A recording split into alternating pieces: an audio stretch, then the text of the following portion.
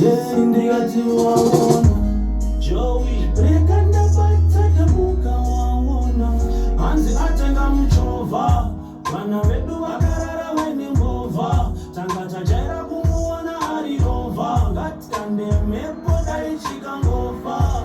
wonditi wakapona nepaburire tsono asi Jehovha vakandita shinda paburiroro ndinopinda nchibuda ndomzira yangu ndinopinda nchibuda wonditi wakapona nepaburire tsono asi Jehovha vakandita shinda paburiroro ndinopinda nchibuda ndomzira yangu ndinopinda nchibuda vaida kuti ndifene ngoro yemoto umanje takafamba mugomba remoto handikotekana kutiza kuchema kwetsuko tokunda neminamata pashandiswe tsotso yange vakakanda zvitsotso munzira kutuma njozo dzavo vachida ndiende nemvura mwari vakazvinyora pasi nepenzura vakati famba rwendo hapana achakanzura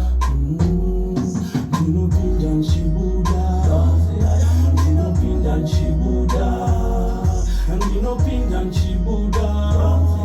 ndinopinda nchibuda